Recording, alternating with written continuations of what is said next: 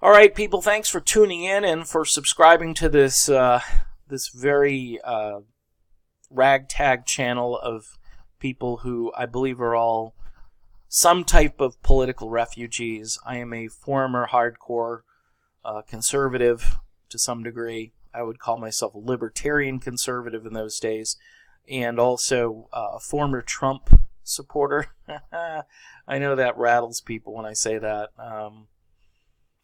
The reason I've jumped off the Trump train was because it was a daily train wreck, and the things I thought he was for, like less intervention and helping the working class, those things really haven't materialized. Yeah, the economy looks good on paper for people who have, people who are heavily invested in the stock market, and workers who want low-wage jobs that they can get easily. There are 2 or 3 of those you could probably get if you really want to get out there and destroy your standard of living, meaning you're working around the clock and you still can't pay your bills.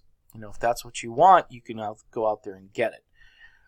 Yeah, there are some people that are doing better. There's no question about it, but there are a lot of us who are still waiting for that hope and change that the other guy before him promised, and that didn't happen. So it's a cycle, and it's really about priorities. I look at it, the number one issue that Tulsi Gabbard raised is the fact that we continue to send our military all over the world, and our military budget gets bigger, and we have nothing to show for it. I think it's one of those things where you can see that your representative, whether it's a senator or a congressperson or maybe even a local state senator or state rep, they're really not listening to you as a constituent. And I don't know how much longer we can do this. And I decided that I'd support Tulsi Gabbard for president. I would go out and just put myself out there and tell the world why I think Tulsi would be the greatest president, probably in the last 100 years if she could get elected. The problem is that the Democratic Party wants nothing to do with Tulsi Gabbard.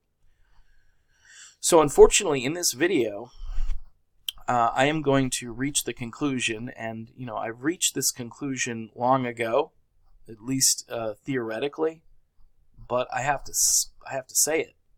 Tulsi Gabbard is not going to be the Democratic presidential nominee. She's not going to be it. A lot of fans of both Tulsi Gabbard and Bernie Sanders, they kind of stick together. Now you're starting to see some infighting. The Tulsi people are getting mad that the Bernie brigade isn't really defending Tulsi Gabbard.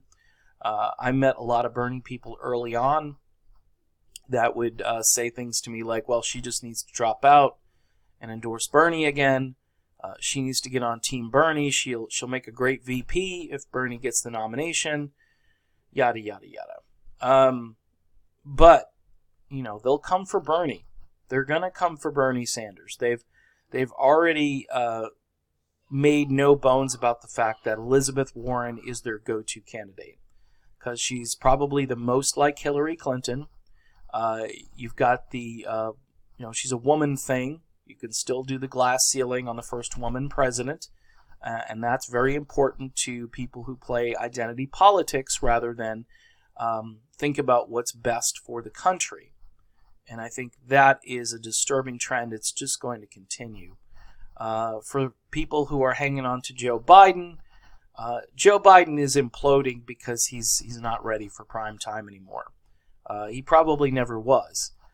He used to be a gaffe machine, but now he's a mistake machine, which is different. A gaffe is something where you misspeak, you jumble some words.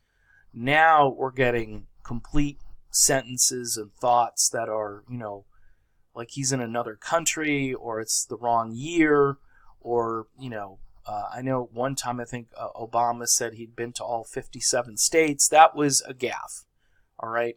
Joe Biden is saying things that are incoherent, and he's a dangerous man to be president because, again, you want somebody who's a clear thinker. This is why the whole political system is crazy. You're going to, even his wife is out there saying things like, well, Joe is not as good on healthcare as, your candidate, but he can beat Trump. Okay, well, Obama, if he wasn't limited by the Constitution, he could probably beat Trump too, but he can't run for president. So, you could say all kinds of wacky things about who could beat Trump, but nobody seems to care about what's best for the country. So we're at a crossroads, and I knew we would get here, and people say, well, Dave, don't give up on Tulsi. Tulsi she's decided to fight on. Yes, and I'm glad, because she's got to fight on, because that's her persona. That's who she is. The fact that she deployed and went off and served in the military during probably one of the most crucial points of this campaign shows that she's devoted to actually doing what's right. But the problem I see long term for Tulsi Gabbard is if she becomes more isolated on a stage with other candidates, the knives are going to come out, and they're going to get sharper, and they're going to get more intense. The fact that Tulsi Gabbard has gotten a lot of flack for being, supposedly a negotiator with people who she shouldn't be a negotiator with.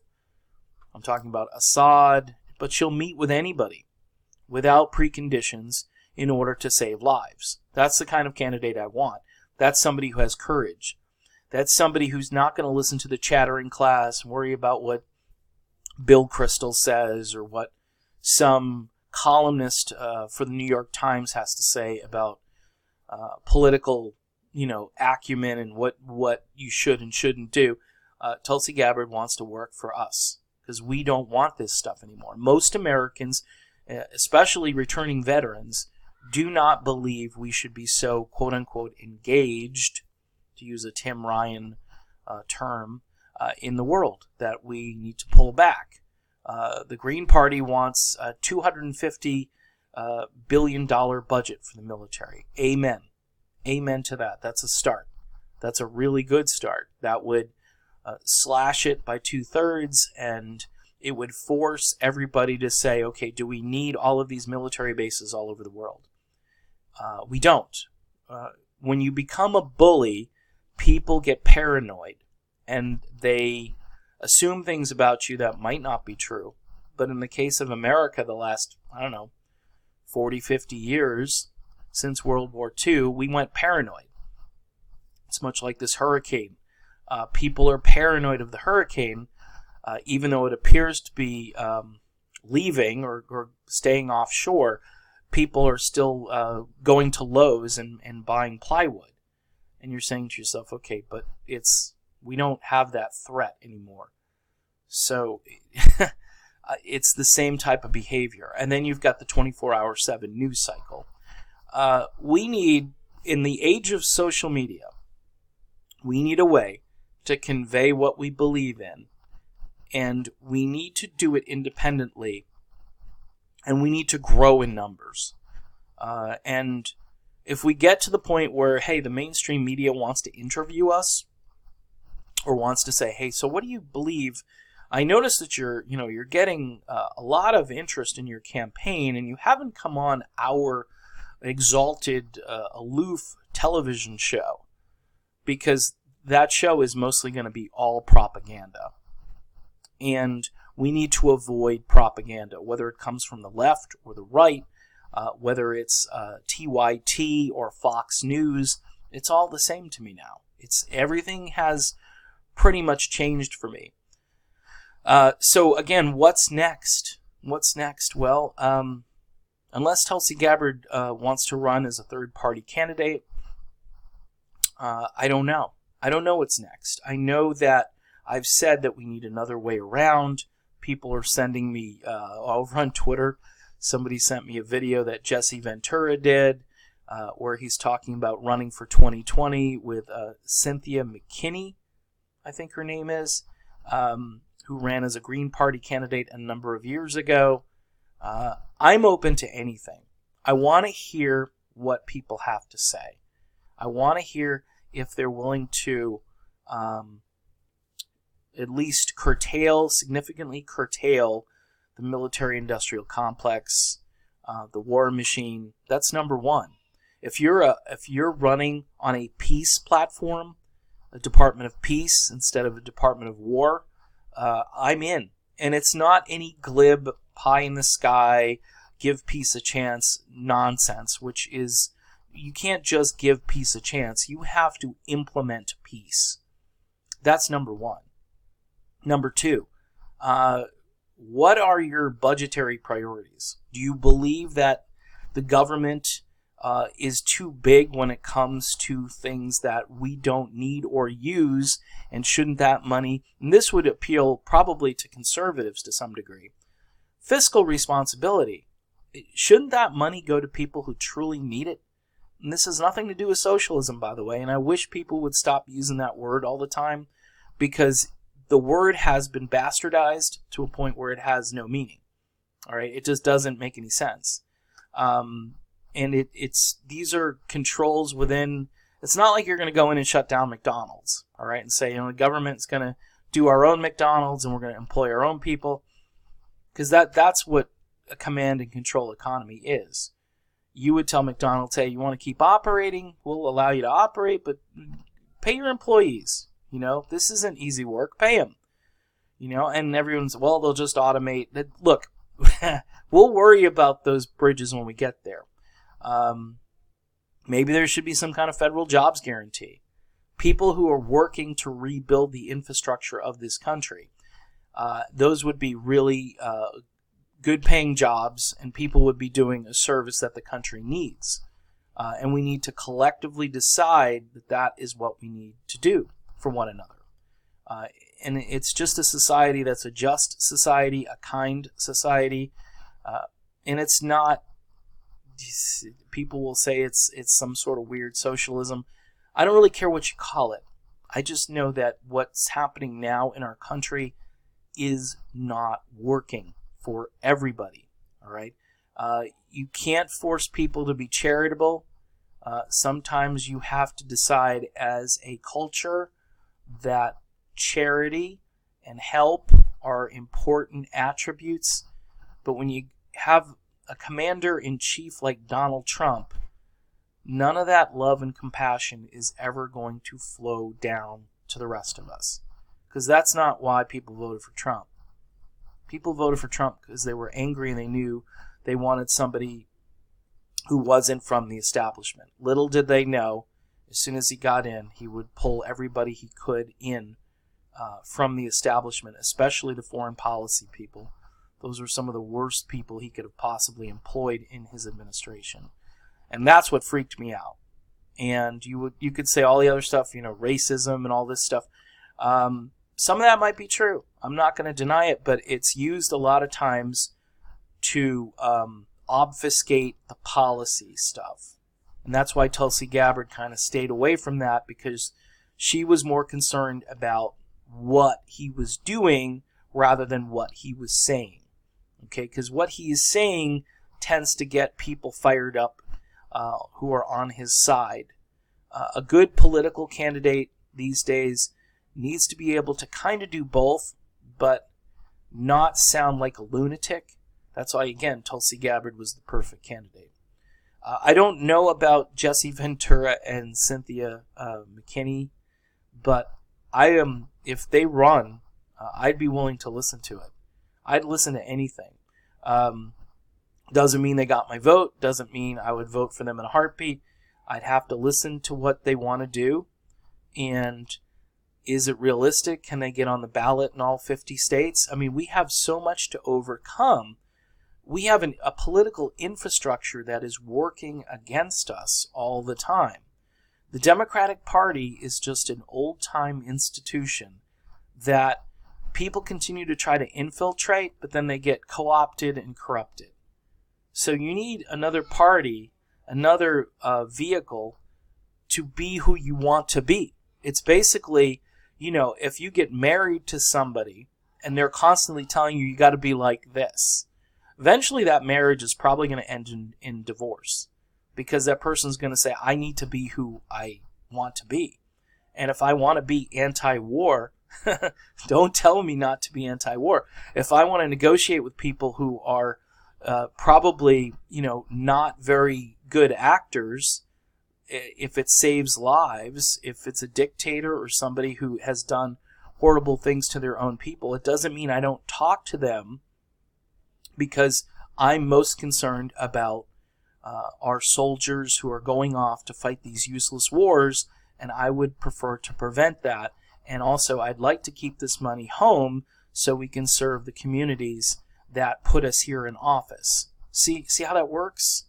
I mean, serving communities in Afghanistan doesn't help people in Broward County here in Florida. It doesn't help them. Okay, it has no bearing on their lives. If they need addiction treatment, okay, they're not going to get it because we're going to war in Afghanistan, and that we're rebuilding a community over there, and it looks really good because we blew it up in the first place, and now we're gonna go over there and fix it. It's a whacked out system, and it's just for the benefit of military contractors and their stockholders, and those typically are a different class of people than the people that I deal with each day. And most Americans, I know, don't, we're not worrying about our portfolio. We're worrying about if we can put food on the table. And you may say, well, then, you should have planned better. Look, life is complicated. Things happen to people. People get sick. People get injured. People take jobs that they really don't like in order to make ends meet. It's complicated. And people sometimes make bad choices. We all make bad choices. And it doesn't mean you don't get a second chance. In my faith tradition, which is Christianity,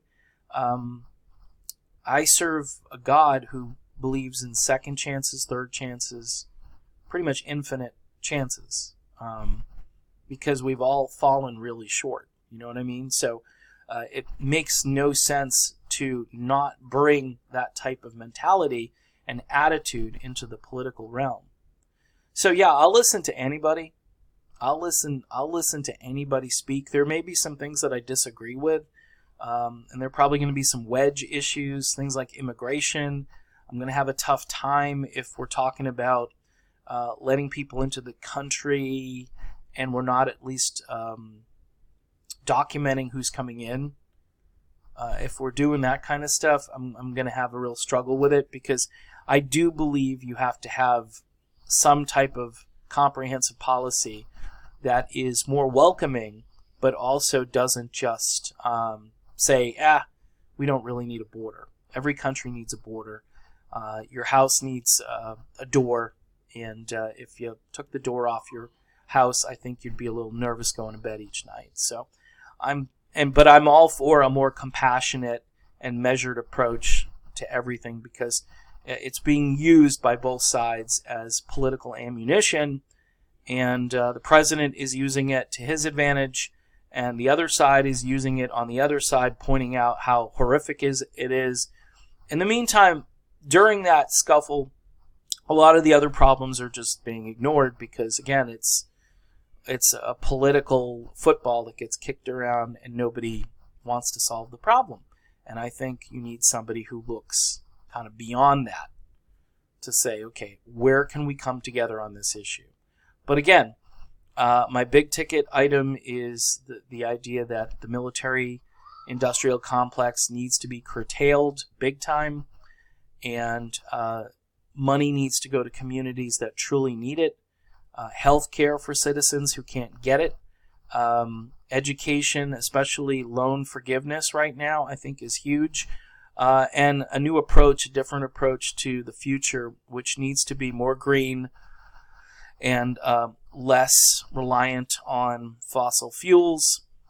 It's just, we've been saying this since the 1970s. I don't know when people are going to get off their butts and actually do it. And then, high tech should be all over this. We should have a solar panel right now, a couple of solar panels on every house that can power your house. Seriously, the technology should have already been developed. The sun is a powerful entity, and it should be harnessed. It's clean, it's green, and by the way, it's also very entrepreneurial to create technologies like this that will benefit people and save the planet in the process. So, as far as Tulsi goes, folks, I'm not just, this is a tough video, because do I want to say it's over? It's close to being over. I mean, it might have been over before it began, and I did a video called that, and I think if you're a Tulsi fan and just looking for me to cheerlead for Tulsi at this point, I love Tulsi Gabbard. She is a great candidate, but I think if you got her in an isolated place and you say, "Hey Tulsi, what do you think of all this?" she would say, "I never had a chance. I never had a chance. These people are just ruthless. They tore me apart, and I put my best foot forward, and it was just going into the headwind." And then you had this fake, negative media attention coming back at her for just wanting to see American citizens not get killed overseas in useless wars. Just think of how ridiculous that is. And people are fighting against that. People are saying that we need to continue the war machine. People like Elizabeth Warren, by the way. So if you're going to vote for Warren, you're going to vote for a warmonger. Warren means warmonger. Okay? Just a little irony in that last name. Done, folks. I'll be back. See you soon.